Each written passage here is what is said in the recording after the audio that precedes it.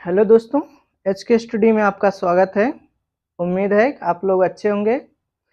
आज हम लोग पढ़ेंगे chapter number 2 class 10th math बहुपद। इसके पहले हम लोग चैप्टर नंबर 1 दो वीडियो देख लिए हैं, प्रश्नावली 1.1 1.2। आज हम लोग देखेंगे बहुपद क्या होता है, बहुपद कितने प्रकार के होते हैं और चैप्टर देखेंगे प्रश्नावली 2.1 देखेंगे। तो आइए शुरू करते हैं। तो हम लोग देखते हैं सबसे पहले बहुपद क्या होता है। बहुपद, तो बहुपद क्या होता है तो आप लोग बता सकते हैं, एक से ज्यादा पद जिसमें हो वही बहुपद होता है। तो क्या लिखेंगे, एक से ज्यादा पद। तो जिसमें एक से ज्यादा पद होगा वही आपका बहुपद होगा। बहुपद आपका दो प्रकार से आप लिख सकते हैं। इसमें एक चर राशि आता है, दूसरा अचर राशि आता है। तो चर राशि में क्या आते हैं, इसमें आपका क्या आता है, जैसे ए से लेके जेड तक के जो अक्षर होते हैं वो आपके चर राशि में आते हैं। जैसे मान लीजिए एक्स वाई जेड हो गया, टी हो गया, या यू हो गया, भी हो गया, ए हो गया, बी हो गया, ये सब क्या है, चर राशि है। और जितने भी अंक होते हैं वो आपके अचर राशि के अंतर्गत आते हैं। तो अचर राशि में क्या आएंगे, अचर राशि में 2 हो गया, -3 हो गया, 1/2 हो गया, √3 हो गया, या 100 हो गया। कुछ भी अंक में हो वही आपका क्या होता है, अचर पद होता है। तो आपको समझ में आ गया होगा चर और अचर राशि में अंतर क्या होता है। चर राशि जो होता है वो आपका किसमें होता है, अक्षरों में लिखा होता है, एक्स ए से जेड तक के। और जो अचर राशि होता है वो अंकों में लिखा होता है। अब हम लोग देखते हैं कि बीजीय व्यंजक क्या होता है। अब हम लोग क्या देखेंगे, बीजीय व्यंजक।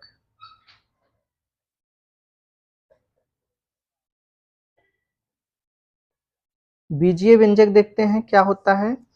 तो बीजीय व्यंजक आपका कुछ ऐसे निश्चित चर तथा अचर राशियों का योग होता है, अंतर होता है, गुणन होता है या भाग होता है इत्यादि के संयोग से जो पद बनता है उसे ही बीजीय व्यंजक कहा जाता है।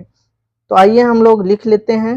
तो कुछ निश्चित चर, आप लोग साथ साथ लिखते चलिए, कुछ निश्चित चर तथा अचर, कुछ निश्चित चर तथा अचर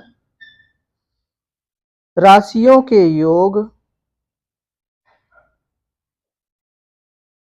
राशियों के योग, अंतर, गुणन, भाग और क्या होता है, इत्यादि इत्यादि के संयोग से बने, इत्यादि के संयोग से बने पद को बीजीय व्यंजक, बीजीय व्यंजक कहते हैं, बीजीय व्यंजक कहते हैं। तो एग्जाम्पल हम लोग देख लेते हैं। जैसे एग्जाम्पल में मान लो जैसे आपका क्या हो गया, बीजीय व्यंजक बताना है 2x² + 4x, ये आपका हो गया बीजीय व्यंजक। 3x + 7y ये हो गया, फिर 3x मान लीजिए ये हो गया, फिर 7y ये भी हो गया, फिर 7x - 3y, ये सब क्या है, आपका बीजीय व्यंजक है। अब हम लोग देखते हैं बहुपद क्या होता है। तो देखिए बहुपद आपका क्या होता है, ऐसे बीजीय व्यंजक को बहुपद कहते हैं जिसमें क्या हो, चर राशि का घातांक एक धनात्मक पूर्णांक हो, या पदों की संख्या निश्चित हो, या हम लोग कह सकते हैं, क्या कह सकते हैं कि प्रत्येक पद में चर राशि का गुणांक एक वास्तविक संख्या हो। तो आइए हमारे साथ लिखिए कि ऐसे बीजीय व्यंजक, ऐसे बीजीय व्यंजक, ये आपका ऑब्जेक्टिव टाइप क्वेश्चन में पूछ सकता है, बाकी वैसे नहीं पूछेगा, लेकिन आपको जानना बहुत जरूरी है। ऐसे बीजीय व्यंजक को, ऐसे बीजीय व्यंजक को बहुपद कहते हैं, ऐसे बीजीय व्यंजक को बहुपद कहते हैं जिसमें, जिसमें क्या क्या हो, जिसमें पहला आपका हो चर राशि का घातांक, चर राशि का घातांक एक धनात्मक, चर राशि का घातांक जो है वो एक धनात्मक क्या हो, पूर्णांक हो, एक धनात्मक पूर्णांक हो। और दूसरा कंडीशन क्या है, पदों की संख्या, पदों की संख्या निश्चित हो, पदों की जो संख्या है वो क्या हो, निश्चित हो। और तीसरी कंडीशन क्या कहता है, तीसरी कंडीशन ये कहता है कि प्रत्येक पद में चर राशि का गुणांक, चर राशि का गुणांक एक वास्तविक संख्या हो। ये तीन कंडीशन है, इसको आप लोग याद कर लीजिएगा कि बहुपद कब होगा, जब चर राशि का घातांक एक धनात्मक पूर्णांक हो, या पदों की संख्या निश्चित हो, या प्रत्येक पद में राशि का गुणांक एक वास्तविक संख्या हो। एग्जाम्पल हम लोग देख लेते हैं, जैसे एग्जाम्पल से आपको ज्यादा समझ में आएगा।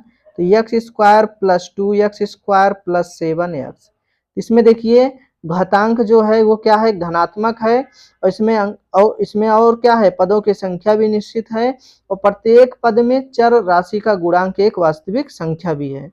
चर राशि क्या है, ये सब चर राशि है। आगे देखते हैं, ये एग्जाम्पल एक हो गया। दूसरा जैसे देख लेते हैं कि एक्स स्क्वायर माइनस 1/x, इसमें भी ये क्या है कि बहुपद है। तीसरा गुणा देख लेते हैं हम लोग, जैसे दिया है आपका 2x मान लो माइनस x प्लस 7 हो गया। फिर आगे देख लीजिए एग्जाम्पल, जैसे मान लीजिए 3√3x स्क्वायर हो गया और प्लस 7x मान लो और माइनस 1/x, तो ये सब क्या है, बहुपद हैं। अब हम लोग बात करते हैं कि बहुपद के प्रकार कितने होते हैं। तो बहुपद के प्रकार देखते हैं। तो बहुपद के प्रकार आपका 3 होता है। कितने होते हैं, 3 होते हैं, एक पदी, द्विपदी और त्रिपदी। लिखेंगे एक पदी और क्या लिखेंगे, द्विपदी, और तीसरा आपका त्रिपदी। तो अब इसमें एक एक एग्जाम्पल देख लेते हैं। एक पदी में जैसे मान लीजिए एक्स स्क्वायर हो गया, एक्स हो गया, 7x हो गया और -3y, इसमें एक एक ही पद है, इसलिए ये क्या है, एक पदी है। और द्विपदी में देख लेते हैं हम लोग। तो द्विपदी में दो दो पद होगा, तो एक्स स्क्वायर प्लस एक्स हो गया मान लीजिए, और 3x स्क्वायर माइनस एक्स हो गया, और 3x प्लस 7। तो इसमें देखिए दो पद है, प्लस या माइनस लगा है, दो पद है। तीसरे में बताना है आपको त्रिपदी, तो इसमें 3 पद होना चाहिए, तो x cube plus x plus 7, इसमें देखिए 1 2 3 पद है। अब बात करते हैं शून्य बहुपद क्या होता है। तो शून्य बहुपद देखते हैं। तो शून्य बहुपद आपका चर की घात शून्य हो, अगर चर की घात क्या हो, शून्य हो, तो वो शून्य बहुपद होगा। तो लिखेंगे चर की घात शून्य हो। जैसे एग्जाम्पल देखिए, चर की घात इसमें क्या हो, शून्य हो। जैसे एग्जाम्पल -7, 6 और 1/2, ये आपका क्या है, ये आपका संख्या है, ये आपका क्या है, ये आपका संख्या है। और इसमें हम लोग देखेंगे क्या, शून्य। यक्स घाते 0, इसका मान कितना होता है, 1, तो यक्स घात 0 का मान 1। अब मान लीजिए 7 है, तो इसको हम लोग क्या लिख सकते हैं, इसको -7 माइनस है, और गुड़े एक्स घात 0 लिख सकते हैं ना। ये आपका कितना हो गया, -7 गुड़े 1, एक्स घाते 0 मान 1 बराबर -7, तब ये कितना आ गया, -7 आ गया। तो अब देखते हैं हम लोग शून्यक मूल क्या होता है। शून्यक मूल क्या होता है।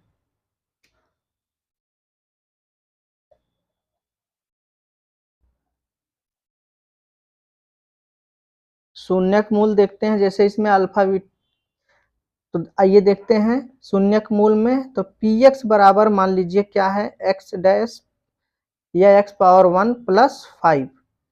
इसका हमें क्या करना है, शून्यक बताना है। ये मान लीजिए समीकरण 1 है। अब शून्यक के लिए हम लोग क्या लिखेंगे, लिखेंगे शून्यक के लिए, शून्यक के लिए, शून्य के लिए होता है x प्लस 5 बराबर 0। 0 मानेंगे तभी तो होगा पक्षांतर। ये माइनस कितना आ गया, 5 आ गया।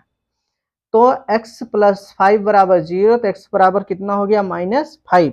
तो हम लोग लिख क्या सकते हैं कि px बराबर x प्लस 5, और यहाँ देखिए कितना आया मान, -5 आया, तो -5 लिखेंगे। और फिर x की जगह पे क्या लिखेंगे हम लोग, x की जगह पे फिर 5 लिखेंगे माइनस में, और 5, ये इसका मान कितना हो गया, 0। अगर ये 0 हो गया तो ये क्या हो गया, ये आपका शून्यक बन गया। तो शून्य ज्ञात करने के लिए उसके बराबर हम लोग शून्य मान लेंगे, उसके बाद फिर लगाएंगे। और इसमें आपका क्वेश्चन में पूछता है कि शून्यक बिंदु एक्स अक्ष में पूछ लेगा कि कितने शून्यक हैं। तो ऐसे सवालों के लिए हम लोग क्या करेंगे, शून्य की संख्या अगर बताना है तो ऐसे मान लीजिए आपका अक्षांश बना होगा एक्स अक्ष और वाई अक्ष। ये क्या होता है, वाई डैश और एक्स डैश। ये क्या होता है आपका, ये केंद्रक होता है, केंद्र। इसको 0 0 मानते हैं। इधर चलोगे तो ये आपका 1 2 3 4 5 ऐसे ही से प्लस में होता है। इधर क्या होता है, -1 -2 -3, इधर आपका माइनस होता है। फिर ऊपर जाओगे तो +1 होता है, +2 +3, ऊपर भी प्लस होता है, नीचे भी क्या होता है, माइनस होता है, -1 -2 -3। अब देखिए अगर शून्यक पूछ रहा है तो x का जितना भी कटान बिंदु होगा, जितने x पे जितनी बार काटता है वही आपका शून्यक होता है, वही आपका क्या होता है, वही आपका शून्यक होता है। ये आपको केंद्रक लिख दे रहे हैं 0,0। तो शून्यक के लिए आप लोग लिख लीजिए। ये अगला जो चैप्टर है, इसी के बाद जो चैप्टर है प्रश्नावली है, उसमें शून्यक पूछा है पूरे में। तो लिख लीजिए शून्यक के लिए, लिखिए एक्स अक्ष में जितने, इसको आप लोग ध्यान रखेंगे कि एक्स अक्ष में जितने कट बिंदु मिलेंगे, जितने भी कट बिंदु मिलेंगे वह उतना शून्यक देगा, वह उतना क्या करेगा, शून्यक देगा। इसको ध्यान रखेंगे, वाई अक्ष का नहीं लेंगे हम लोग, सिर्फ एक्स अक्ष का लेते हैं। तो जितनी बार वो एक्स अक्ष पर काटेगा उतना आपका शून्यक प्राप्त होगा। तो आइए अब हम लोग प्रश्नावली देखते हैं। देखिए जैसे प्रश्नावली 2.1 है, दिया है किसी बहुपद px के लिए y बराबर px का ग्राफ नीचे आकृत 2.10 में दिया है। प्रत्येक स्थिति में px के शून्यकों की संख्या ज्ञात कीजिए। px के शून्यकों की संख्या मतलब x पे जितने भी कटान बिंदु होंगे उसी पे हमें ज्ञात करना है। तो देखिए इसमें आपका दिख रहा होगा कि इसमें देखिए x पे कोई कटान बिंदु है, y पे तो है लेकिन x पे नहीं है, तो शून्यों की संख्या क्या हो जाएगी, शून्य हो जाएगी। क्या हो जाएगी, तो हम लोग इस वाले फिगर में लिख सकते हैं कि ऐसे देखिए बना है x डैश और x, और फिर यहाँ पे क्या है y डैश, और यहाँ पे काट रहा है। इसमें देखिए ये 0 है, तो शून्यों की संख्या कितनी हो जाएगी, शून्य कितने होंगे, 0 होंगे। तो ऐसे हम लोग बता सकते हैं शून्य कितने होंगे, 0 हो जाएंगे। और दूसरे वाले में देखिए इस वाले फिगर में कि यहाँ पे देखिए एक्स अक्ष पे एक बार काट रहा है, कितनी बार, एक बार काट रहा है। तो दूसरे वाले फिगर में क्या हो जाएगा, यहाँ पे ये पहला हो गया। दूसरे में आप लोग क्या लिखेंगे, शून्यक, क्या लिखेंगे, शून्यक बराबर 1, दूसरे में आपका 1 हो जाएगा। और तीसरे में देखिए एक बार काट रहा है, 2 बार काट रहा है और 3 बार काट रहा है। तो तीसरे खंड में शून्य की संख्या कितनी होगी, शून्य की संख्या 3 होगी। कितनी होगी, 3 होगी। अब हम लोग देखते हैं फिगर नंबर 4 में। तो इसमें देखिए शून्य की संख्या कितनी होती है, देखिए यहाँ पे देखिए एक बार काट रहा है और 2 बार काट रहा है, कितनी बार, 1 और 2, 2 बार काट रहा है तो शून्य की संख्या कितनी हो जाएगी? शून्य की संख्या 2 हो जाएगी। क्या लिखेंगे? शून्यक बराबर 2 लिखेंगे, शून्यक बराबर 2 लिखेंगे। अब आगे देखिए, इसमें इस वाले सवाल में देखिए कि क्या दिया है कि शून्य की संख्या बताना है। तो इसमें देखिए एक बार यहाँ काट रहा है, एक बार यहाँ काट रहा है, 2 हो गया, फिर 3 हो गया, फिर 4। तो शून्य की संख्या कितनी हो जाएगी पांचवें वाले में? शून्यक बराबर 1 2 3 4। शून्य की संख्या कितनी आ गई? 4 आ गई। आगे वाले सवाल में शून्य की संख्या बताना, तो 1 2 3 कितनी बार काट रहा है? 3 बार। तो लिख देंगे शून्यक बराबर क्या लिखेंगे? 3 लिखेंगे। तो ये आपका पूरा कंप्लीट होता है। ये आपका प्रश्नावली 2.1 समाप्त होता है। अब हम लोग मिलते हैं नेक्स्ट प्रश्नावली में 2.2 में। तो अब 2.2 देखने के लिए आप लोग नेक्स्ट वीडियो में मिलिए। तब तक के लिए जय हिंद। हम लोग नेक्स्ट वीडियो में मिलेंगे, तब तक के लिए जय हिंद।